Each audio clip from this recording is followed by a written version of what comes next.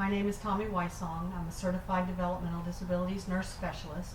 Most of you know me from being the medication administration training instructor, and we're making this little It's a video, Tommy. It's a video. We're making this video. and we're making this video just as a reminder of how best to assist individuals with medications.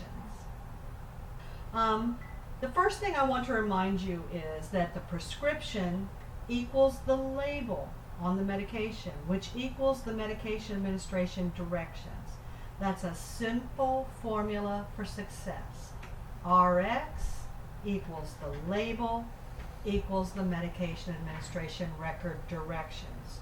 So all of that must match for you to assist an individual with medications. When you're assisting an individual with medications, you want to follow the 5 rights. They're easily remembered as TRAMP: time, route, amount, medication, person. Time is time and day. So you know that you have come on duty and you are to assist individuals with medication on your shift. You want to be sure to check the medication records to be sure there are no new medications ordered at any unusual times. It is your responsibility to make sure that all medications are given correctly on your shift duty. When you look at the time, you are looking at the day and time. You always want to follow your medication administration record from top to bottom, and from the first page to the second page to the next page. Do not, I recommend strongly that you do not jump around your MAR to find different medications. So whether you're using a single unit dose pack or whether you're using one of our first choice multi-dose packs, the first thing that you do for the first medication is look for the time and day. If it is not due at that time and day, you go down to the very next medication listed and you follow your MAR from top to bottom. You find the pack of medications that you want. If it's a multi-dose pack, they are very explicit. They tell you the day of the week. For example, it would say Tuesday, March 15th, evening, and you would tear that package off. It's going to list the medications that the individual is taking at that time of day on that day. So now you have time and route, which is oral, and you're going to have the amount of medications that are in there. The checking process is the same whether you are using a single dose pack or a multi-dose pack. You find the medication in the packet. You do not find the medication in the packet on the MAR. I want to repeat that. You look at the MAR, and if the first medication is, for example, Prilosec every morning, and you're doing evening medications, you are going to go to the next medication listed. And perhaps it says Depakote, 500 milligrams, 3 times a day, morning, evening, and bedtime. Then you're going to look for the evening pack that is date and time specific. When you get that package, if it's a multi-dose pack, you are going to look for the Depakote. You're going to put your dot in the box for the day and time, and then you are going to go to the very next medication listed, not the next medication that is listed on the little package, but the medication that is listed on your Bible, which is your medication administration record.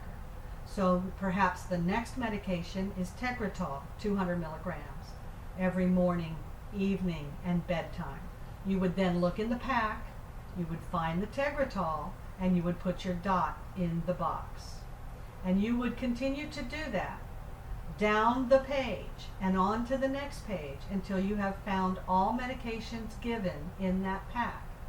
You can then open that pack and administer those medications. Then you need to continue using your medication administration record to see if there are any other medications to be given by other routes. Perhaps an eye drop, perhaps a nebulizer, perhaps a nasal spray. perhaps an inhaler of some kind, eardrops. So you still use your MAR from top to bottom, from one page to the next. When you're finished doing it from top to bottom, one page to the next, you then know that you have verified each medication that you have given or administered and are going to administer. If you are using a single dose pack, that process does not change. It's just that you're not looking at a pack that has multiple meds in it. So you would find that Depakote for the evening dose, and you would punch the dose out from the bubble number that corresponds with the day of the month. So for example, you would be punching out pill number 16 on the single dose pack. You would still put your dot in the box on the MAR. And then you would go on to the next medication. You would then put that individual package up, and you would find the individual prescription for the next medication. So the process does not change because the medications might be multi-dose pack or single dose pack. Keep in mind that any controlled substance will always be in a single dose pack. Any medication that's given 1 time a week, 4 times a month is going to be in a single dose pack. Not everything is in the multi-dose pack. And that is how you make sure that you have given each medication according, and I'm going to use the word again, according to the Bible, which is the directions that are explicit for that person, that matches that prescription, which matches that label, which means the MAR. So we're going back to that same formula I gave you in the beginning. RX equals the label equals the directions on the MAR. You may then go back after you have completed your entire medication pass for that time of day for that person and replace your initials in the box over every box that you dotted for that time of day. That doesn't mean you just start initialing boxes. You still want to double check. This is your time to double check yourself. Do not start your medication pass until you have the time to spend to be accurate with that individual. I want to remind you again of the 5 rights: time, route, amount, medication, person. The 6th right is documentation. We are paid caregivers, and therefore we must document correctly. Initials in the box on an MAR mean that you have given that medication, nothing happened out of the ordinary, and you don't have any extra work to do. Circling your initials, and initials must always go in a box, whether you give the medication or not. It's your time of day, it's your duty. You circle your initials, that is the universal symbol for I could not give this medication even though I was responsible. And you then go on the back of the medication record in the notes section. You write the exact date and time, the medication that it was not given, and who you notified. When a medication is refused or not given for any reason, you must notify your supervisor, or if you're working in the 6-bed ICF group home, the nurse. Your initials must be identified 1 time a month. On the back of the MAR or the front of the MAR, there is a place for signature and initials. You only need to do that 1 time. So let's go back to the charting piece. Very simple. It goes by initials. There can never be any blanks or holes on a medication administration record. There can never be any blanks or holes on a narcotic count sheet or a narcotic inventory sheet. There can never be something that we don't understand what it means. You can always call for assistance if you're not sure how to chart something when something happens out of the ordinary, but you can also explain it on the back of the medication record. The only other time that we are required to explain and write on the back of a medication record is the first 3 doses of a new medication. And you don't write that it's effective. That's not what we're looking for. We're looking for the possibility of side effects. So you can write dose number 1 given, no side effects observed, no side effects seen, whatever wordage you would like to use. And that's the first 3 doses, not the first 3 days. If I'm taking something 3 times today, I've taken my first 3 doses in perhaps 1 day. Again, that is the only out of the ordinary medication charting that is required. If you suspect the side effect of a medication, You can write that on the back of the MAR, but you must do a general event report, and you must notify us verbally and in writing that you suspect a side effect. If you have a medication error, if you observe someone else's medication error, you went to punch out today, the 15th, and lo and behold, 5 p.m. for the 14th is still in that package. You must notify your supervisor or nurse. And we will either do the incident report, or we will ask you to do the med error report. A medication error report, by the way, does not mean that we have made a mistake. Unfortunately, people think that. What it means is something out of the ordinary and not correct happened with an individual's medication. And in filling out those forms and identifying those issues, we are good service providers.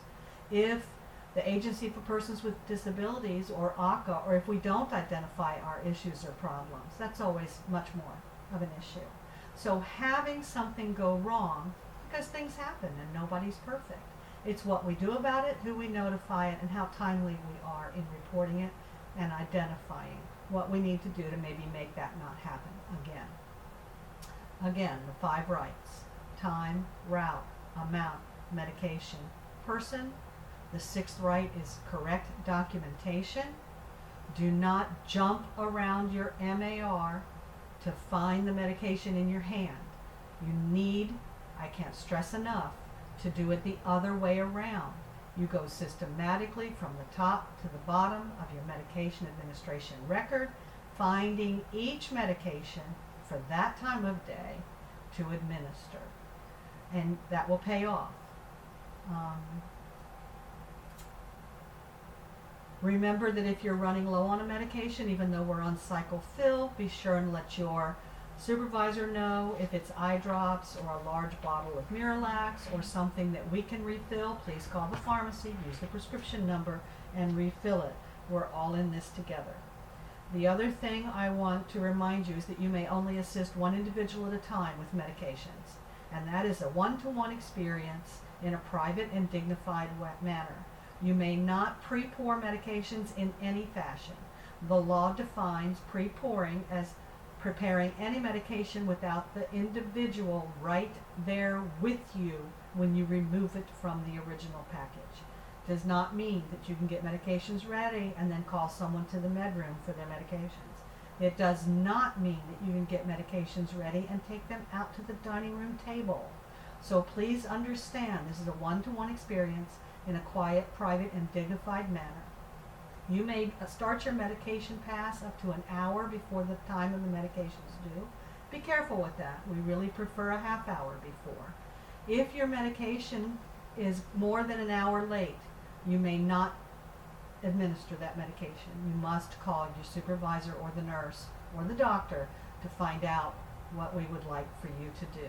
Again, this is the law, and of course Sunrise Policy and Procedure matches the rule of law. Documentation, we already discussed that. And remember that all controlled substances are locked separately under double lock and key. They are counted with a 2-person count at the change of shift. That count time has nothing to do with medication time. If I come on duty at 7 o'clock in the morning and I count meds with the person going off duty, and then I turn around at 7:15 and start my morning med pass, well, those are 2 separate things. Also, I want to remind you that we are abiding by federal narcotic laws. So we do have an inventory sheet where you will sign out and subtract each dose of a controlled substance that you administer. And having that form, that inventory sheet to go by, really helps you match what medications came in, where we're at, and what the count is. But it's always the number of pills that matters. If you have any questions, if anything is ever out of the ordinary, please contact your supervisor or the nurse. Those phone numbers are posted at all of the homes. I also need to mention that PRN, which means per requested need medications, are also out of the ordinary. They are medications that are given when an individual has a certain set of signs and symptoms. They may only be given for that reason, and they may only be very specifically given. So even though you're going to initial somewhere on that day and time on the front of the MAR, PRN medications require specific documentation on the back of the MAR and outcome. So you cannot write effective or just better. If you gave me Tylenol because I had a fever of 99.9, then you have another number to write as the outcome. If you gave me a laxative of milk of magnesia for no BM within 3 nights, you're probably not going to have an outcome before the end of your shift. You're going to write no bowel movement in 20 minutes.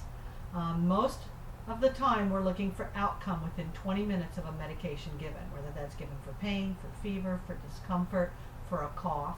And I want to remind you that it doesn't always have to make someone better. We mean it about the outcome. We need to know what the outcome is. So if every time I take this particular medication for my sinus headache and my cough and I'm still coughing and my nose is still running, it's okay to say that. We all know that when we take a medication for a cold, our cold symptoms just aren't immediately okay. We're not just immediately over our cold.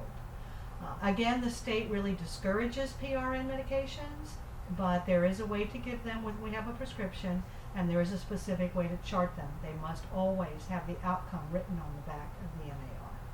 Thank you, and I hope this helps you be more successful.